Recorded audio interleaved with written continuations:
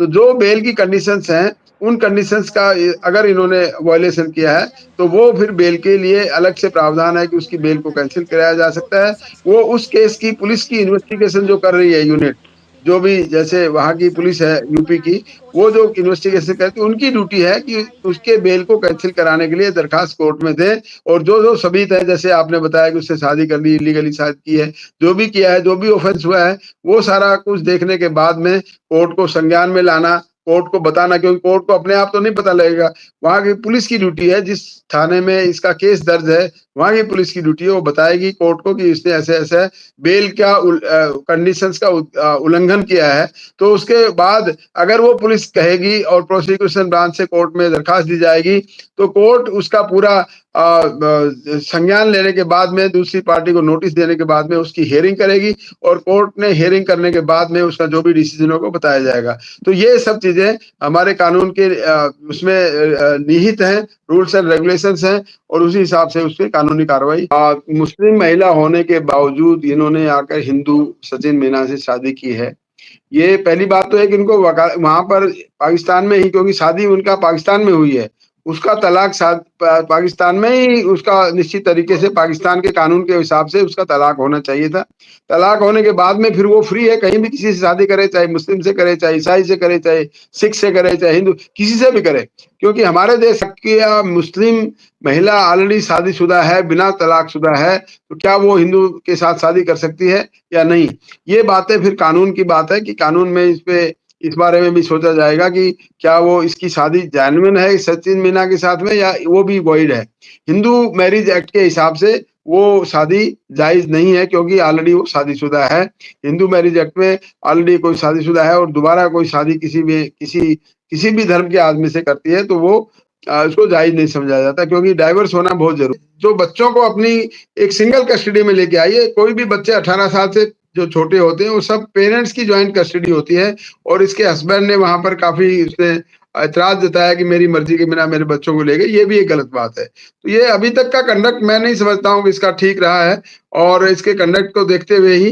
काफी यहाँ पर सोशल मीडिया और टीवी, अपना इंडियन टीवी चैनल्स पे काफी इसका शोर मचा, और इसकी इंटेंशन मुझे नहीं लगता है कि कोई ठीक है। वो भले ही आप जो कह रहे हैं वो बात भी ठीक है, कोई अभी जासूस ये है या नहीं है, ये तो अभी साबित नहीं हुआ है, और तो हमारी गवर्नमेंट ने भी इसको जासूस साबित करने की कोई ऐसी कोई एविडेंस नहीं दिया है। लेकिन फिर भी जो ओवरऑल इंटेंशन इसकी सीमा हैदर की है, वो ठीक नहीं लग रही है मुझे। और सबसे पहली इंपॉर्टेंट बात तो नोटिस में ये आने वाली है कि सीमा हैदर को अगर इंडिया आना था तो प्रॉपर चैनल से आती,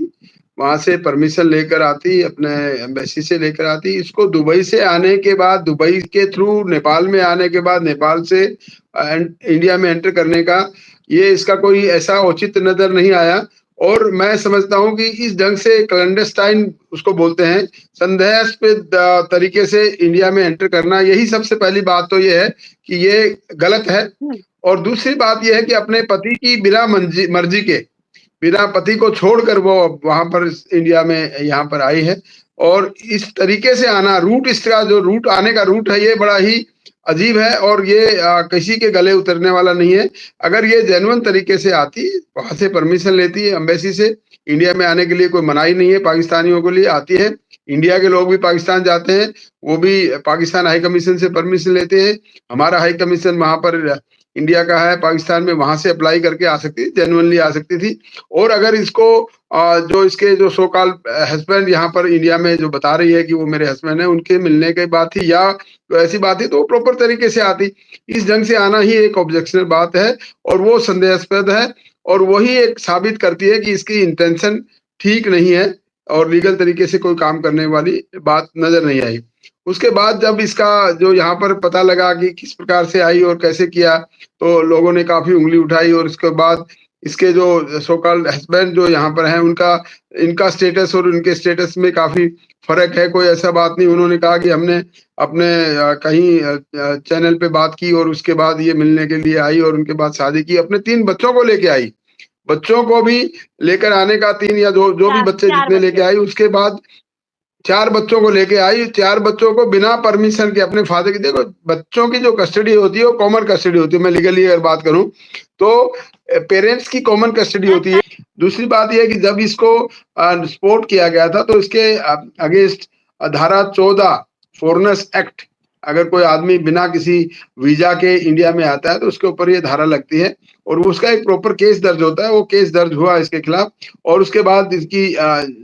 जेल में जाने के बाद जमानत हुई, क्योंकि ये केस इतना सीरियस बात नहीं है तो इसलिए जमानत हो जाती है। लेकिन जमानत होने के बाद उसके यहाँ पर इंडिया में ट्रायल के दौरान उसको रहना जरूरी है, इसलिए उसको ट्रायल में फेस करना पड़ेगा, क्योंकि ऑफेंस है हमारे इंडिया में। कोई भी आदमी गैर कानूनी तरीके से अगर आता है तो उसके ऊपर केस चलता है। तो ये हो सकता है इनको पहले कानूनी सलाह किसी ने दी होगी कि तुम गैर कानूनी तरीके से चले जाओ, इंडिया में केस दर्ज होगा, केस दर्ज होने के बाद आपको इंडिया डिपोर्ट नहीं कर सकता जब तक केस का फैसला नहीं हो जाता। तो यही इसमें है, बेल के टाइम में जो कंडीशंस लगाई गई होंगी वो कंडीशंस जो भी हैं वो देखा गया होगा और उसके बाद उन कंडीशंस को उनको पालन करना होगा। लेकिन जहां तक मैं समझता हूं,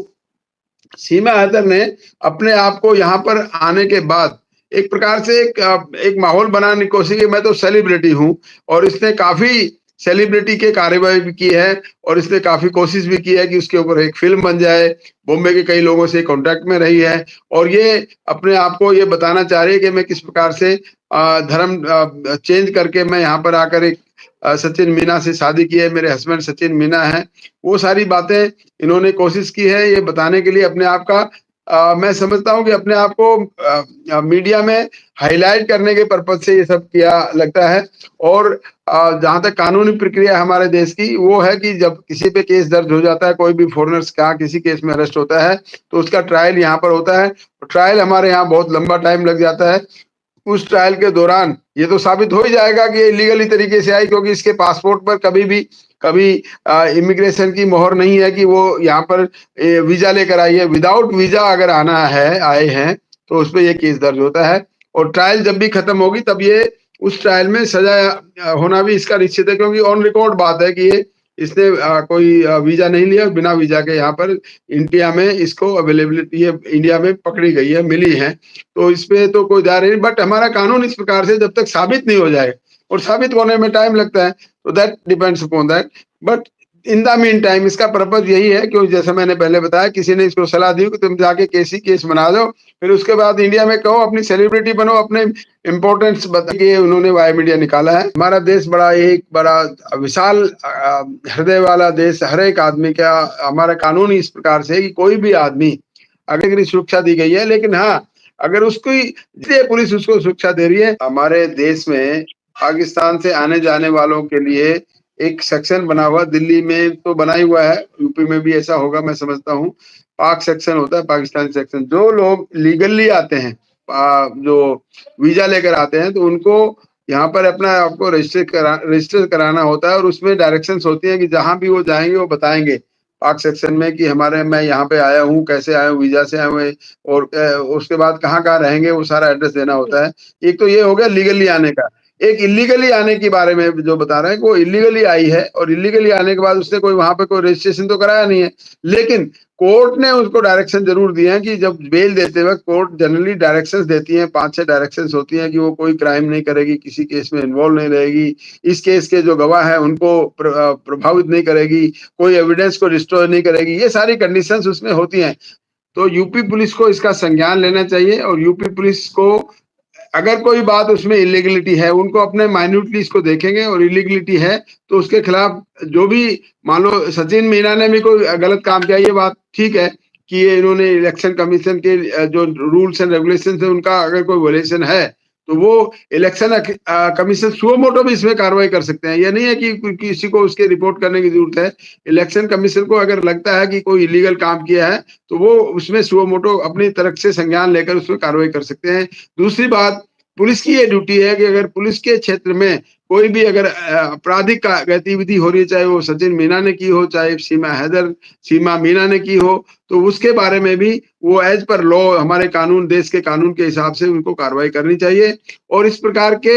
जो एक अपराधी अपने आप को सेलिब्रिटी बनना चाह रहे हैं, तो उसमें देखना पड़ेगा कि वो क्या कोई गैर कानूनी कौन-कौन से धाराओं के लिए अंतर्गत आ रहे हैं, उसके एक्ट जो हैं, उसके हिसाब से उनको एप्रोप्रिएट लीगल एक्शन उसको लेना चाहिए। ये मेरी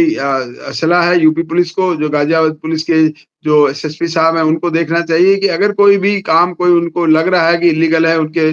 केस के मुताबिक जो बेल की डायरेक्शंस को उल्लंघन किया है, या इसके अलावा कोई और अपराध सीमा मीना या सचिन मीना जो कर रहे हैं, उसमें अगर कोई इल्लीगल काम उसको नोटिस में आ रहा है, तो उसका एप्रोप्रिएट लीगल एक्शन उसको सुओ मोटो भी लेना चाहिए। और सुओ मोटो लेने के बाद में जो भी उनके खिलाफ कार्रवाई बनती है वो करें। और इलेक्शन कमीशन को भी चाहिए कि अगर इस प्रकार से ईवीएम मशीन के साथ में बिल्कुल फोटो खींचकर उसको सोशल मीडिया में वो कर रहे हैं और किसी पार्टी की फेवर में बात कर रहे हैं, तो वो वाली बात भी उसको एज पर लॉ, अगर इलेक्शन लॉ अलग अपने आप में, इलेक्शन कानून अलग से बना हुआ है, उसकी किसी भी धारा का अगर उल्लंघन है तो वो